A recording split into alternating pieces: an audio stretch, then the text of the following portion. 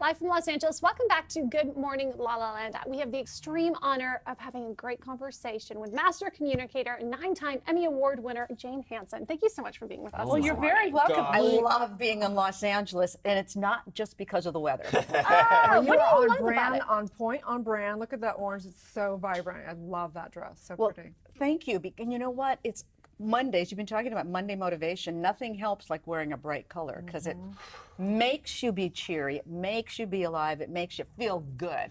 And you know that old thing about if you think you look good, you feel good. If you feel good, you got it on. Oh my gosh, So it's so true. true. So true. I had such a hard time wearing color when I lived in like Philly and New York. Moved to Miami, moved to LA. It was so easy. So now when I go back, it's easy to do the same. But there was something about the dark clouds that made it hard for me to.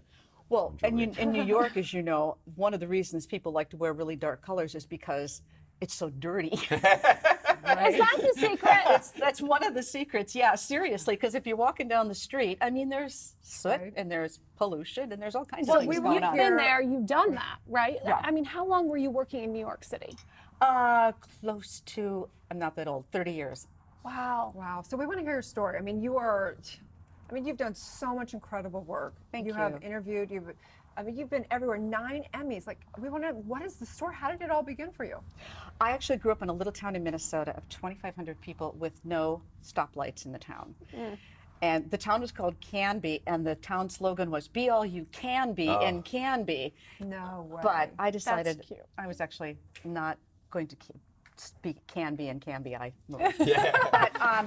But my family to this day looks at me and says, "How did you end up in New York?" And I ended up doing a show for a while. I did the news on NBC. It was at 30 Rock, but I had a show of my own called Jane's New York, and we shot it from the middle of Times Square up on a roof.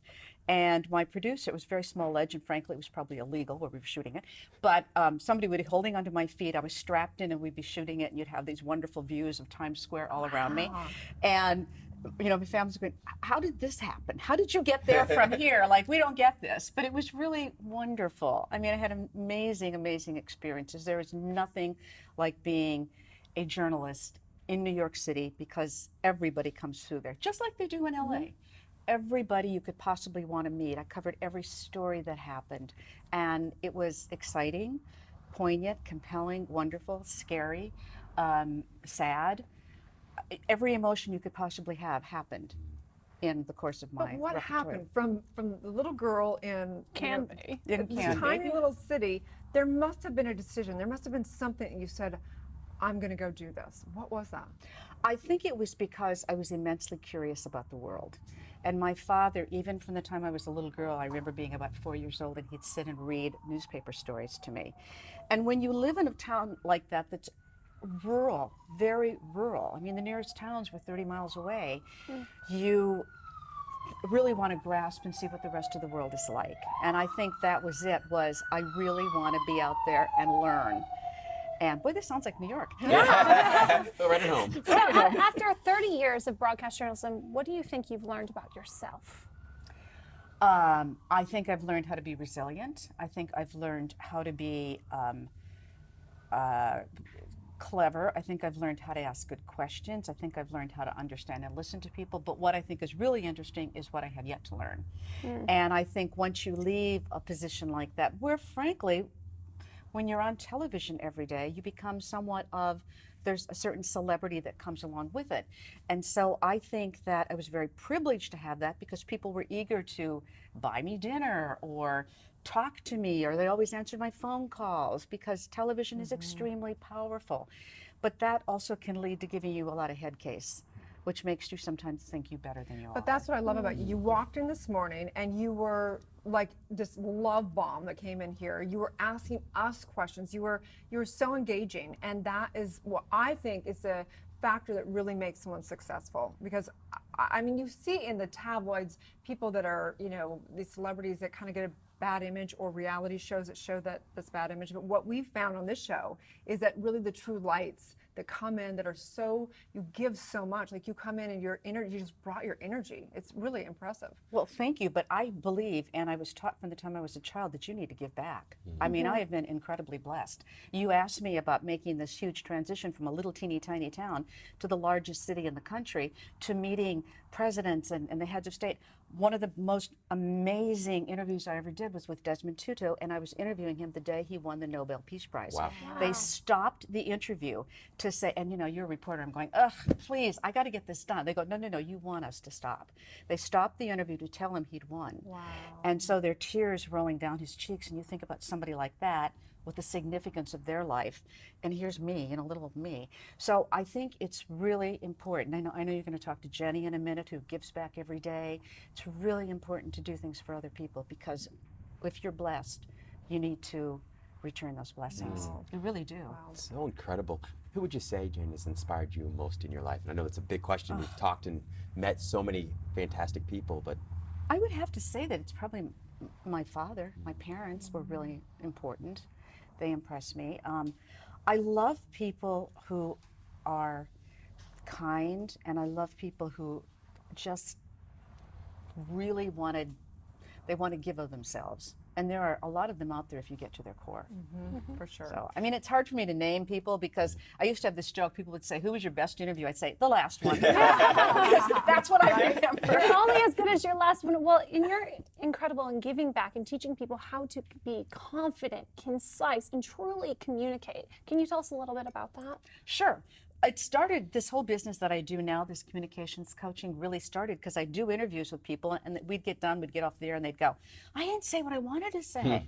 And I'd go, well, that's because I took you down a path and you didn't get back to where you wanted it to go. Because they all had a message, but sometimes all I wanted to do was engage my audience. And I thought maybe what I was doing would be more engaging. So it's really about helping people be really clear and concise and say what they want to say in a way that does engage the audience, and every audience is different. So that work involves a lot of message polishing, which is tell me what you do and why you do it better, and then I'm going to help you tell the world that same message. Because if somebody asks you, why are you best at what you do? You kind of go, well, let me think about that for a minute. And ramble for 5 minutes. and you ramble, and we just want to make it really clear. You know what, and I'll tell you why. Do you know what the average attention span is in the United States today?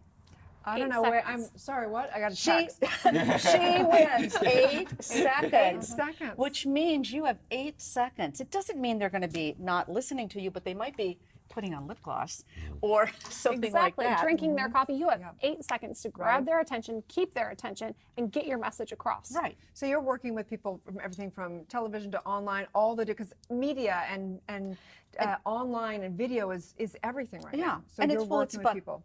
It's about that, but it's also people with meetings, with presentations, speeches, phone conferences, video conference calls, all of that, completely across the board. If you want to, if you have something to say, I can help you say it better. And you know what I love too about your work is that it's not just about your actual message or your voice, it's also about your body language. That is so important. It's everything, your delivery. So give us some tips. We want some tips. Okay. Tell us. So, first of all, the body language part is so innate. Now, tell me this is true.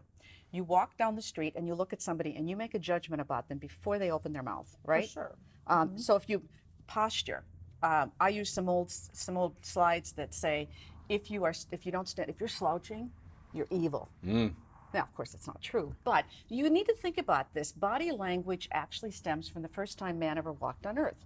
We've only had a spoken language for 160,000 years. So our body was what told us, gave us signals to run or to engage. There are things like if you hold your neck too open, you're vulnerable and somebody's going to attack you.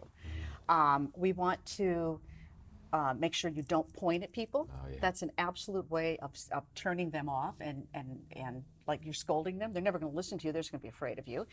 Eye contact, really, really important.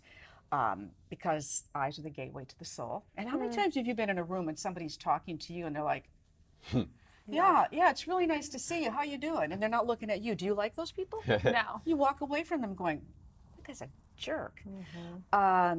So let's see what else. Use your hands to express yourself, but if you do it like this, sometimes I work with clients and they say, I'm Italian, and I go, well, don't be that Italian. So You're Italian, but keep it down here. right. So I think one of the biggest cues to that is if it detracts, it distracts. So For example, if you're wearing a big clunky piece of jewelry that nobody understands what it is, they're going to spend their time thinking, I wonder what that is. Why is that? Instead of hearing what you're listening.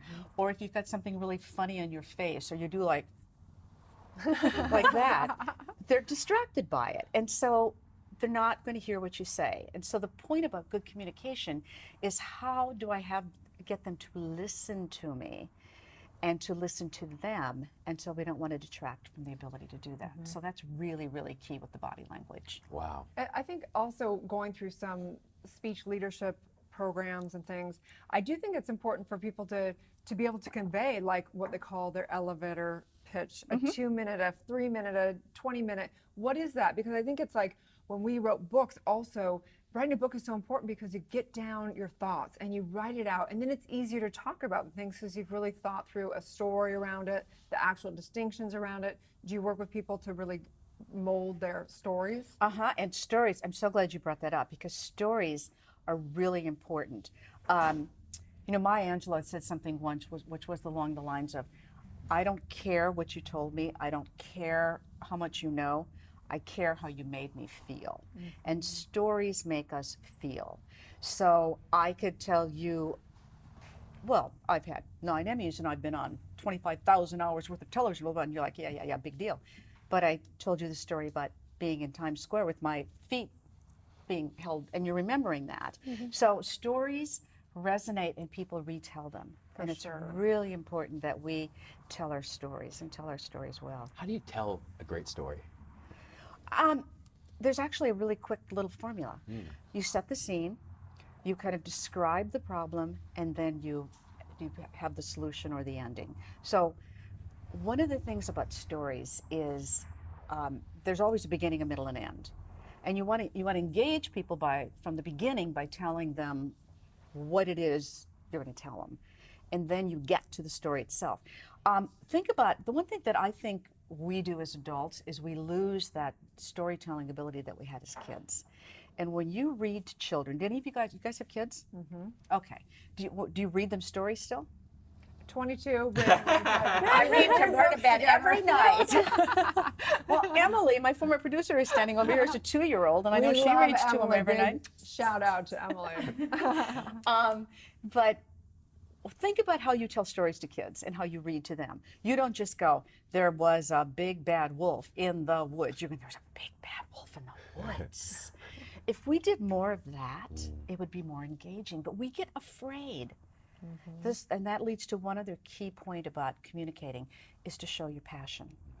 And sometimes people say, I'm not going to do that because I'll feel stupid. Well, it seems it's stupid if you don't do it. Right? I love watching the stand-ups because even though they get a little raunchy, they get a little funny, they're the best storytellers. They take you right there, they dramatize it, they whatever. I mean, they're epic storytellers. But you know what? The big thing about them is they have practiced that story a million times. So I love people who say, oh, comics are great, they're so improvisational, you know, you just give them some baloney. Yeah, which is incredible to me, because usually, often, when you practice something so many times, you almost become robotic in it. But they don't. They become just the opposite, more deeply engaged, more involved, and more passionate. Right. And every time they're telling that story, they're looking for the reaction to see, I bet I could tell it better if I just had this word, or that emphasis, or this gesture. So on that note, we're running out of time. I want to like pick your brain. I want to like, you're my new girlfriend. I just feel it. I just know it. Same, I'm here. Where can people find you to work with you? They can find me at my website, which is janehanson.com. And I'm all over Facebook, and I think we're live on Instagram right now. So it's easy. Yeah. Pretty much everywhere. Well, I think it's I very try to be. important. I'm not as good as you guys, though. I don't I know. need your help. Help me, help. You help us. Yeah, and I think anyone who's developing, whether it be you're doing online stuff, whether you are in business, whether you are just being impactful in your life, how you convey it is so important. So work with her. She is incredible, and she is the real deal. She walked in, and I'm like, she's powerful. Her presence is powerful. It's palpable. Right. Yeah. Thank you. Thank you guys so much. We're going to take a little break. When we come back, we're going to talk all things love in action and how to live your laptop lifestyle in a hammock. Stay tuned.